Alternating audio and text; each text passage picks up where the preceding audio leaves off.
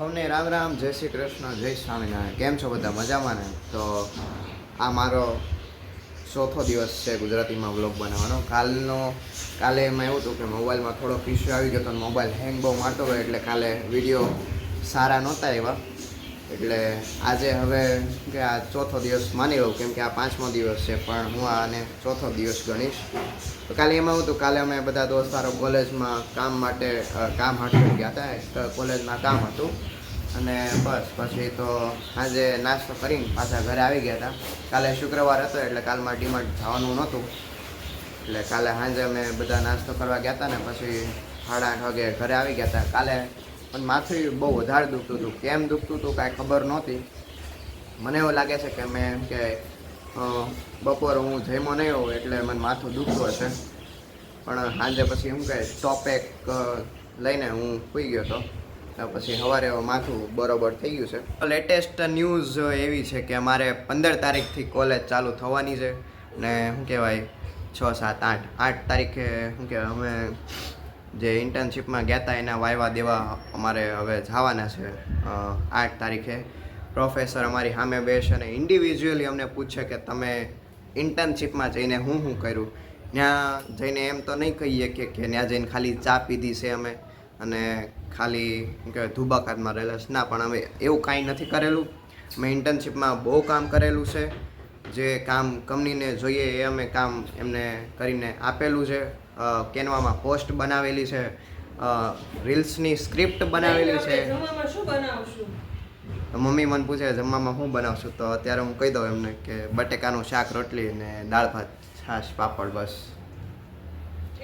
આ બનાવવાનું છે. હવે મેં કહી તો દીધું છે, હવે જે બનાવી મમ્મી પર આધારિત છે, એમને હું બનાવું હું નહીં, કેમ કે મારી મરજીનું કાંઈ હાલતું નથી. મારે જ ખાલી કહેવાનું હોય, બનાવું તો એમના પર છે. હા તો રીલ હા પણ હા તો કોબીનું શાક છે,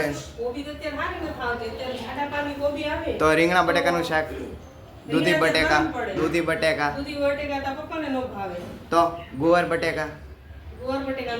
હા તો કાંઈ નહીં, ગુવાર બટેકાનું શાક ફાઇનલ ને રોટલી ને છાશ. રસ તો અત્યારે થાય કે ન થાય ખબર નથી. હા તો આપણે મેન વાત પર આવીએ કે હું એક યુટ્યુબર છું અને ઇન્ફ્લુએન્સર છું, તો મને રીલ્સની સ્ક્રિપ્ટ બનાવતા આવડે છે. તો મેં 2-3 સ્ક્રિપ્ટ બનાવી. એમાંથી એક સ્ક્રિપ્ટ જે સુરતરુના ઓનર છે એમને ગમી ગઈ હતી, એટલે એ સ્ક્રિપ્ટ પર અમે કામ કર્યું. ગ્રીન પેરાડાઇઝ ફાર્મ હાઉસમાં ગયા અમે, ત્યાં જઈને એ રીલનું શૂટિંગ કર્યું, પછી રીલ એડિટિંગ કરી ને પછી પોસ્ટ મૂકી અમે. જે ગ્રીન પેરાડાઇઝની જે ઓફિશિયલ વેબસાઇટ નો કે ઇન્સ્ટાગ્રામ પેજ છે એમાં અમે રીલ પોસ્ટ કરી.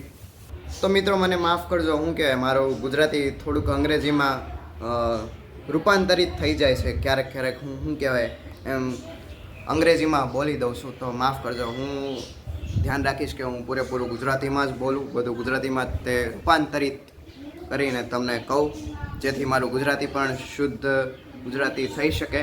અને પછીના 15 દિવસમાં હું હિન્દી બોલવાની પૂરેપૂરી મારી કોશિશ કરીશ કે તમને પણ મજા આવે અને મને પણ મજા આવે. તો હું જે સ્કૂલમાં ભણતો એ સ્કૂલનો શું કહેવાય ટાંકો છલકાઈ ગયો છે. કોઈ મોટર બંધ કરી નથી એટલે પાણી બહુ બધું વયું જાય છે. પછી કે મારે પાણીની બહુ તકલીફ પડે છે, તો તકલીફ તો રહેવાની જ તે ને. મારા કહેવા મુજબ મમ્મીએ ગુવાર બટેકાનું શાક, રસ ને રોટલી, મમ્મી રોટલી મૂકી દેતો. હા રોટલી બનાવેલું છે. તો હાલો મમ્મી શું કહેવાય મારું માને તો છે, મારી શું કહેવાય માને તો છે એને આભાર તમારો મમ્મી. અને પપ્પા આવી ગયા છે કામેથી. બેન તો હવે હું જમી લઉં. તો અત્યારે હું મારા ગાદી સ્થાન હિંચકે નથી બેઠો, હેઠે બેઠો છું અને ચા પીવું છું. તમને એમ થશે જઈમાં પછી ડાયરેક્ટ ચા પીવાય, પણ એવું ન હોય. હું શું કે હા ઘડિયાળમાં જોઈ લો કેટલા વાગ્યા ઉપર ઘડિયાળ છે, કેટલા વાગ્યા છે, 2:15 થયા છે. 2:15 થયા છે, પણ મારે ટાઈમ શું કહેવાય 4 વાગ્યાનો છે પીવાનો, પણ અત્યારે પપ્પા કામે જાય છે એટલે એમની હારે પી લો, પછી કાંઈ પીવાનો મેળ ન આવે. એમાંય મારે પીવાય નહીં, પણ હું કે આ તો ખાલી એક માઇન્ડ મારું એક્ટિવ રહે ને એટલે ફોનમાં એક્ટિવ રહે બિચારા માઇન્ડ ફોનમાં કેટલું એક્ટિવ રાખવાનું તો મારે ડિજિટલી જ બધું કામ કરવાનું હોય, બધી એટલે એને રીલ્સ ચાની જોવાની ચુસ્કી જોઈએ હોય. જ તે. નવતામાં મૂકતામાં એમ નથી હોતું મને કે આના વગર ફાવતું નથી, ઓલામાં ગરમ લાગે. કેટલું કામ બિચારાને હિચકી બેઠા બેઠા નોકરી એને તો ઉપર કરવા મારે હજી કેટલું બધું હેન્ડલ કરવાનું હોય ખબર છે. હું ને મમ્મી અત્યારે જ આવી છીએ માસીના ઘરે. તો હવે પેલા ગાડી સાફ, અરે આ તમારા મોજા છે. મારા મોજા કાલું કે ગાડીમાં જ મૂકી દીધા હતા, ઘરે લાવવાનું ભૂલી ગયો હતો. અત્યારે પહેલાં ગાડી સાફ કરી નાખું. હવે અત્યારે એ મોબાઈલ બહુ લહરી જાય, તડકો બહુ છે તો હવે ટોપી પહેરવી બહુ જરૂરી છે. તો હું માસીના ઘરે આવી ગયો છું. માસીનું ઘર છે 2 માળનું. તો બીજા માળ કહેવાય, આખું મોટું ઘર છે 2 માળનું. માસી બીજા માળે રહે છે. તો આ છે મારા માસા અને એ શું કહેવાય ડિઝાઇનર છે. તમે કરો છો એમ્બ્રોઇડરી ડિઝાઇનર છે અને હારે હારે ઇન્વેસ્ટર પણ છે. એમને શેર માર્કેટનું ઘણું બધું નોલેજ છે જે મારી પાસે 0.01% પણ નથી. કેમ કે એમનો જન્મ મુંબઈમાં થયેલો છે.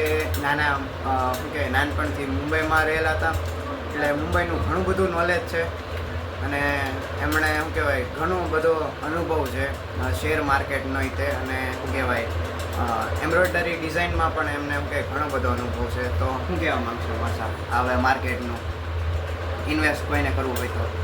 ટાટા સ્ટીલ, પછી બીજું કોઈ એમ ટાટા સ્ટીલ છે, પછી ટાટા ફાઇનાન્સ જીઓ ફિનાન્સ છે અને હવે અને સુઝલોન એનર્જી. અને સુઝલોન છે. ટાટા સ્ટીલ, જીઓ ફિનાન્સ અને સુઝલોન, આ 3માં ઇન્વેસ્ટમેન્ટ કરી શકાય. અત્યારે મારું પણ અત્યારે એમાં થોડું ઘણું ચાલુ છે. હું ધીમે ધીમે માસા પાસેથી શીખું છું કે કેમ કરવાનું.